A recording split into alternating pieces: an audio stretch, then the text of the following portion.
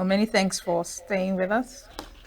Well, today we'll be talking about the legacy of late General Muhammadu Buhari, especially as regards his relationship or his administration's relationship with organized labor during his tenure. Well, joining us this morning in studio is Comrade Asogwa Ben. He is the Trade Union Congress chairman, Enugu chapter. He'll be talking about late General Muhammadu Buhari in the eyes of organized labor. Good morning, Comrade Ben. Thank you for joining us again on the show. Good morning, Dr. Chigi. Thank you so much. Thank you. So let's just delve into the matter on our plates. Late General Muhammadu Buhari served out 2015 to 2003, and he had a lot of policies: economic, infrastructure, health, education. But I want to ask you a general question before we delve into the details of his, policies. You've been a labor, officer, activist, active in labor activities for quite some time now. How would you evaluate the relationship between organized labor in Nigeria and the Buhari administration? All right, yeah, I believe if you had asked me this question some years back, like maybe 2020, 2021 or thereabout, the answer would have been different from what I'm going to answer. Yeah, you will now, explain because, that. I will explain that because what we do in Nigeria is comparative analysis. So for us to say that this person did well or he didn't do well, Against what standard? it's just, yes, against what we obtained here. Because if you compare almost virtually all of them that we've had to what should be, they may not get to pass mark. But when you now do comparative analysis, you can say, this person did better than that, and therefore he's good. So why I said if you had asked me earlier, the answer would have been different. Is that if you look at Buhari when he was there in power, we thought we've seen it all in terms of being hard on labor leaders and workers. But recently we began to see the saintly aspects of him, because what we see today is even worse. And I know quite well that I may not say that the relationship was that cordial, but it wasn't too bad. While it wasn't rosy, it wasn't actually full of turmoil. One thing I give to him is that he had this calmness. But I can say that at a point, it was almost clear that certain things happening in his government weren't really under his control. Maybe because of some factors, which I may bring in later. But the summary is that looking at Buhari as a person, I can say that he had this strong principle, but because of age and possibly health condition, many things that happened were not really under his control. But being the president, he was still responsible. Somebody said something like this Yes, quite recently. because he was the most absent president we had before his own time. So it's only the present government that is trying to meet up with the same attitude of diaspora presidency, where the president will always be outside the country. He traveled a lot during his time, and some other people had to interface. And in the process, there was this sluggishness, even in certain decisions, as regards to what should be done, particularly when it has to do with workers' affairs. But today, what we have is even worse. I'm telling you, because by then, we took time to negotiate minimum wage, We'll get to that in a bit. and all those things. But what the time it took for us to get it done this time, and even how it's being done this time, is worse than his own time. So if I should do a comparative analysis of the past time, as the time of Buhari and currently, I would say, tell you, he was good. Wow. That is it. Okay, so in general, would you say that his tenure and his relationship with organized labor was that of a little bit of consolidation or contention, if you're to? I wouldn't want to use the word contention in the sense that if you say you were contesting with the president, it would look as if there was a fight. Yes. But consolidation can come in different ways. It's, the way you see consolidation may not be the way some other person sees it. He also could have believed that he was consolidating, but we also saw certain things as not being good for the workers, but even at that, he was more considerate to a good extent. And we also discovered that one major thing that deals with the country is not just the person in authority, but even people around him. So, for instance, when we were negotiating for the minimum wage that ended up at 30,000 naira, we came up with a kind of demand for 66,000 naira minimum wage and ended up with 30,000. And when that came to be, it was smoother than what we had now. We had strike actions, we had protests and all that. But it was smoother in the sense that even the promises he made, he was more forthcoming in keeping them. But one major problem we had was having to meet him because of his regular absence. And he was not seeing labor leaders like his enemies. He was not actually seeing us like those that have come to fight with him. Why I keep comparing is that I remember that this present government came in fact, the first handshake we had with them was fight on the issue of fuel subsidy removal.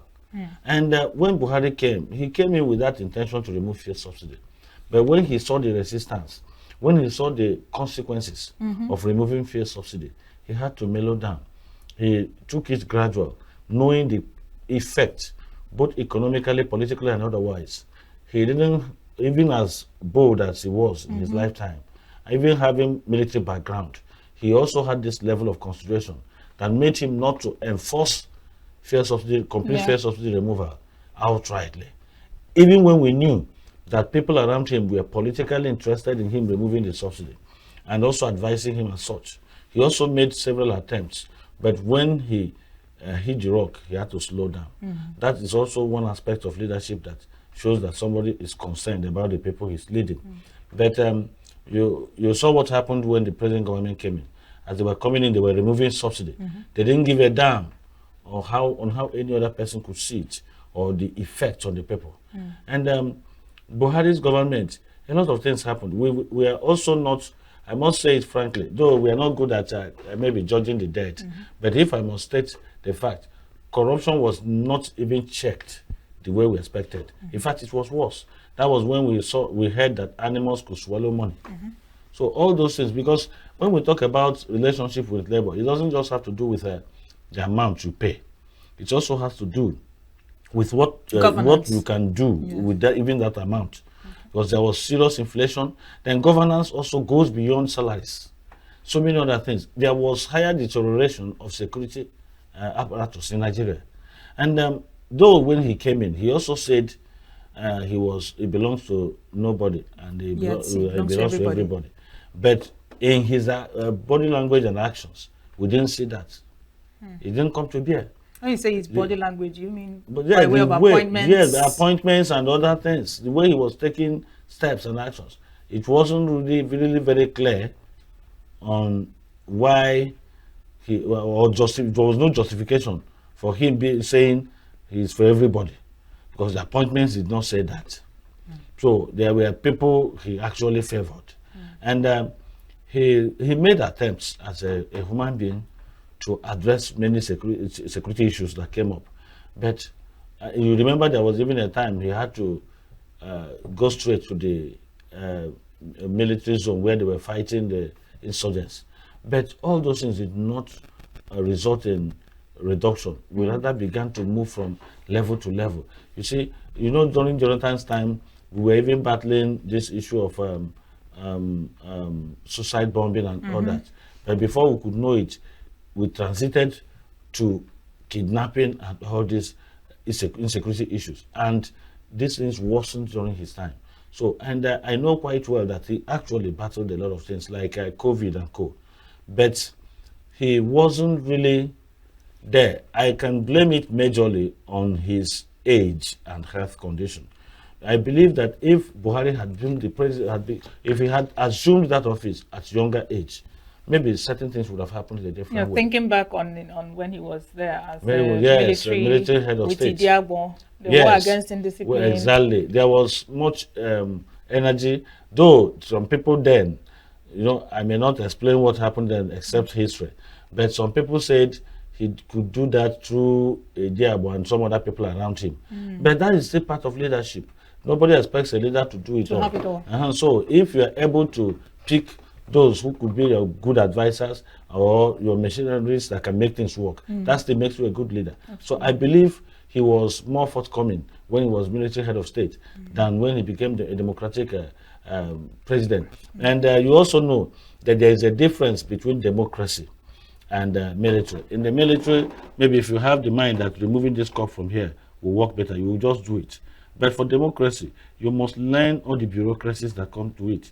So, and because he had that military background, I think he wasn't really good at manipulating the politicians to his own desire, Well. because so many things that happened fell off his control. So many people from outside or from within his cabinet were controlling a lot of things. And it was more like they were using him like Like a pawn on the chessboard. yes. But I wouldn't say that, because knowing that he was the president and we never elected those people, every action that was taken must be attributed to him. Yeah. So we know quite well that even when we had series of threats as labor leaders, it wasn't outrightly coming from him. But at a point, the relationship became smoother when he started understanding gradually, and when his health seemed to improve to a reasonable extent. I wouldn't, to be frank with you, even if you ask a good number of people, they will still tell you that then seems to be better than what we have now. No. So our relationship was far better than what is going on now. The present government sometimes even sees labor leaders as those that work against them, maybe because of what played out during the election. The president hasn't really, the present president hasn't really understood the consequences of some of their economic actions, particularly this removal of fuel subsidy. And when we talk about even social amenities and some other things that have to do with workers' affairs, I think Buhari didn't do so badly, judging by the political terrain.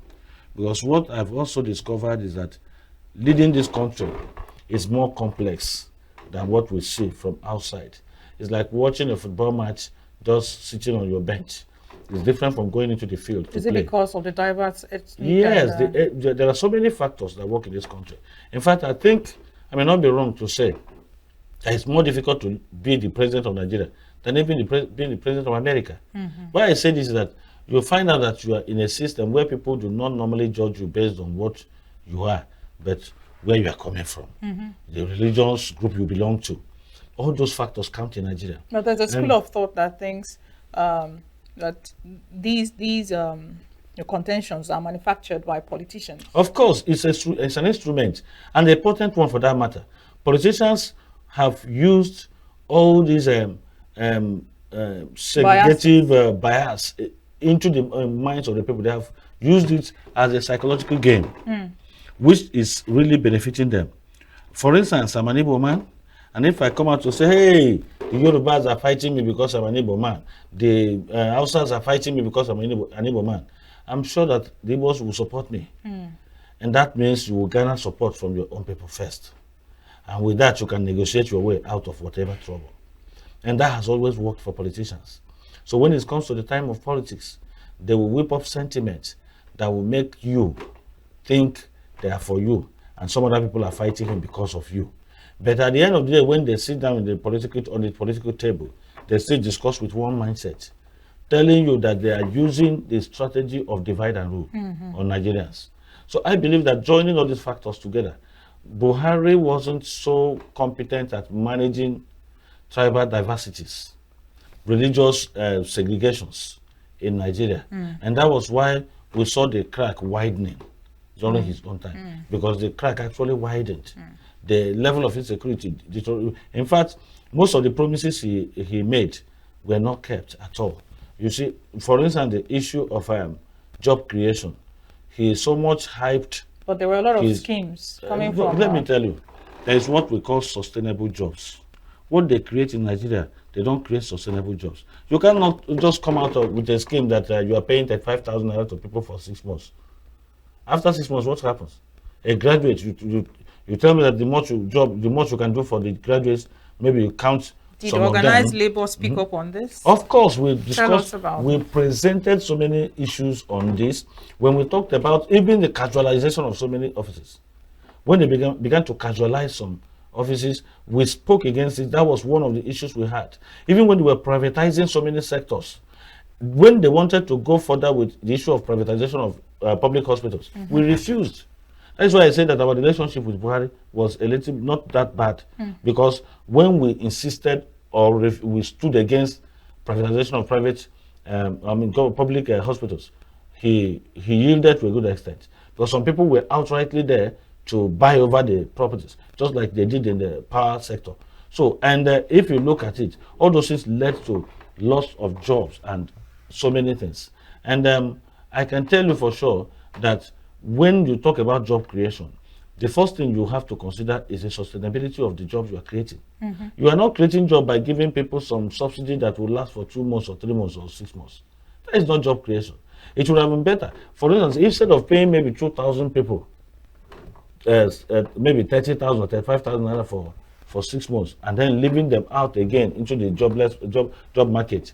It's even better you use the money to build a company and employ 500 people that can now gain permanent job that will see them through until they retire, and also use it to expand and create more jobs for that other Nigerians. So what they were doing were just more of schemes where they could gather some data and say we've created 1 billion jobs. You created 1 billion where? If they were creating jobs, how come even rate of unemployment was continued shooting up even in his own time? Because we had these complications that when he painted a picture that he was coming to fight corruption, we never saw it happen.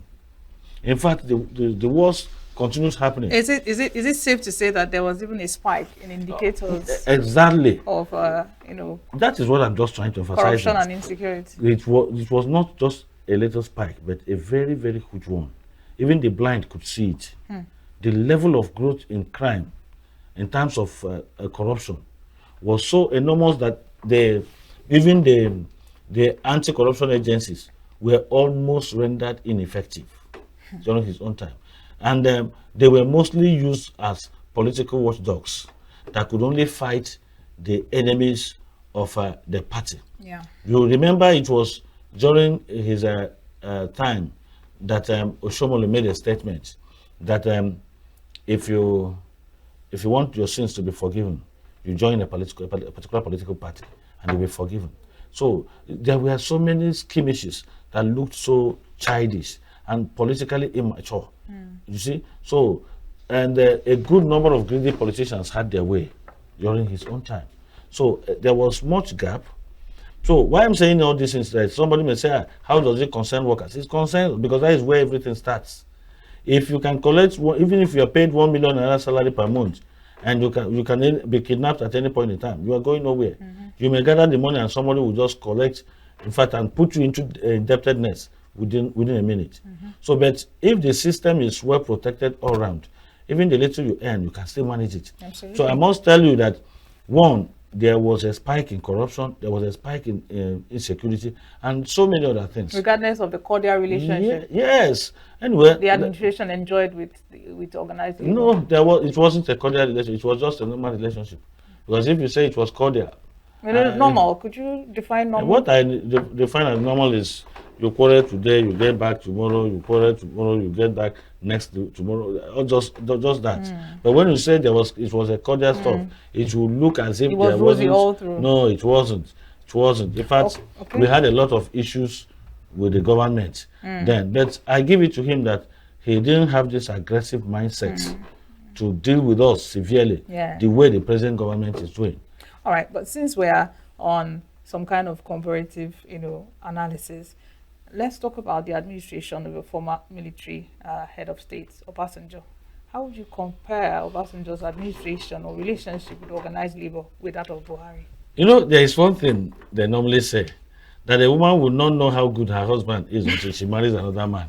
And that is just natural. Sometimes you might be in your home as a woman and you feel that your husband is the worst man on earth. Yes. But when you test another man, you come to understand.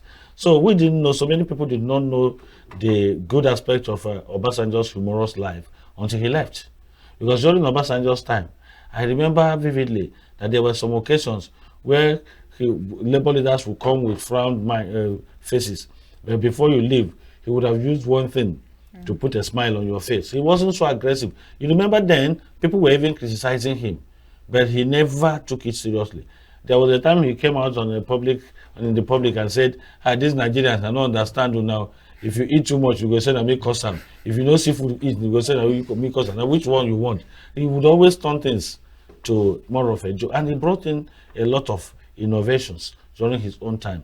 In fact, he tried in so many ways, and he did not allow the gap of maybe ethnic diversity to be felt.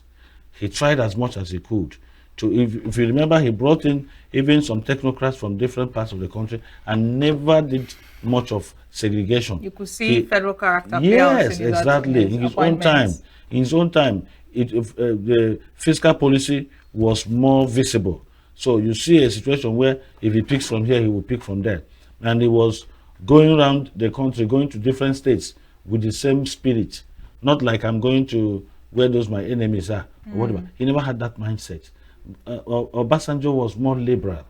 He was more liberal during his time. If you remember, a lot of things that happened, even when they did the privatization aspect of telecommunication, like Nitel and Co., it wasn't as bad. There was still corruption then.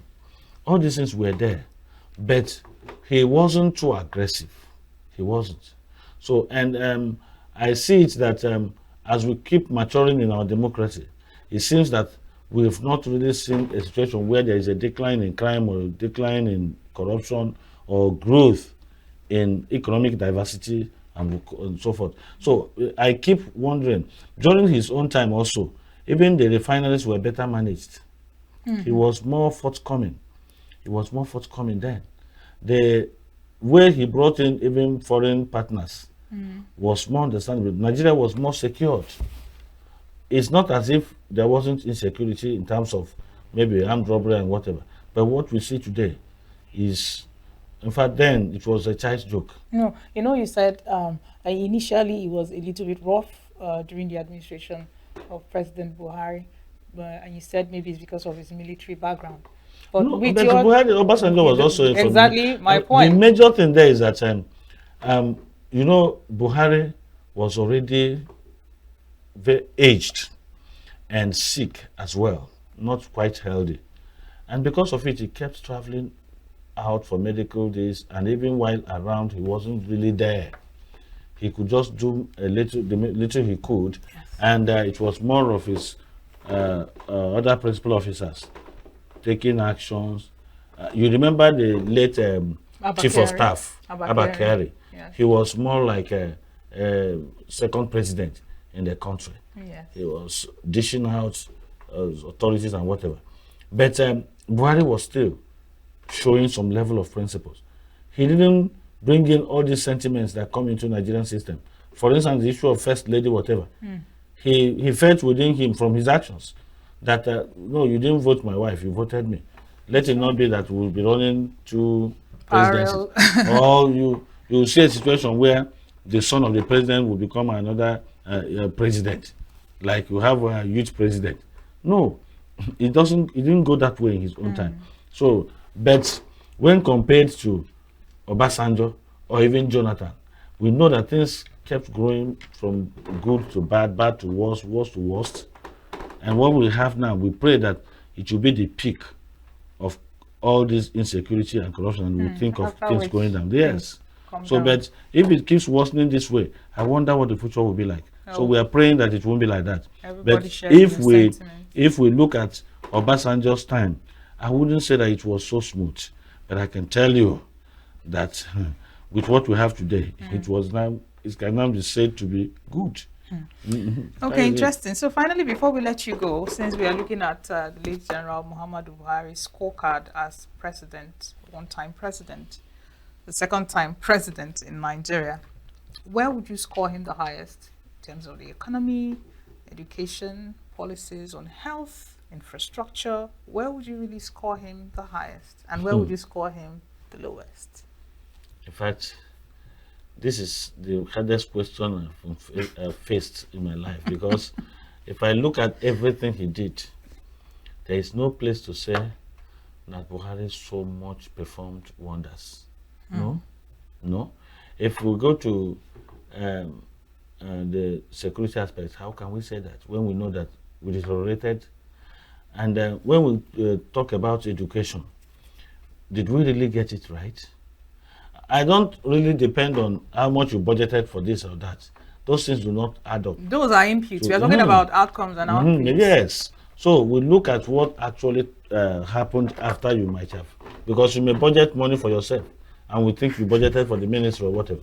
So there is no ministry, even the health sector. We never saw a situation where this health sector grew, both in infrastructure and whatever. Brain drain started from his own time. Not as if people were not living during Jonathan's time, but brain drain became more visible from his own time. In fact, Japan syndrome started with his government. So, and that tells you that there is even no place to give him pass mark per se. Like I told you, it's only that we are comparing. So that in terms of infrastructure, we saw dilapidated roads and other infrastructures. So I can only say that, and then when we talk about politics, we saw political intolerance more in his own time. We saw political intolerance because APC was more like, no, we cannot agree. However, when you compare him to the present government, he has better score in many things. He has better score in many things, especially when it has to do with tolerance to others. If you look at what is happening today, the present government is now luring everyone, flogging every political party online to their own line, telling you that there is intolerance there. People may not come out to say we are being compelled to, but we know quite well that there is no tolerant political atmosphere within the leadership circle. So I must tell you that if you ask me to score Buhari, I will not be able to do that because the scores I will give to him, people will think is out of maybe personal hatred. No, but based on what we saw, in terms of job creation, no. If you look at the GDP of this country, did it really grow? Because all those indices can only be meaningful if they translated to something good. If we didn't see any positive result, that you are telling us that the economy grew from 10% to 15%, that is your business because we didn't see anything grow. And someone can comfortably go and buy goods in the market. You cannot tell us, speak those professional grammar when we know that people are getting hungrier. You are hungry today, it's worse tomorrow. You eat 101 today, tomorrow you are eating 001, and somebody is telling you that the economy is growing. Growing to where? So that is it. So when we look at all those indices, he didn't pass any of the subjects in terms of leadership. He didn't. All right, thank you so much, Comrade Ben Asogwa, for your insights in this subject matter. We'll have to close this interview now. We wish we had you for longer, but then we are grateful for your presence and your insights. Thank you for having me. Save Nature TV. News in your pocket.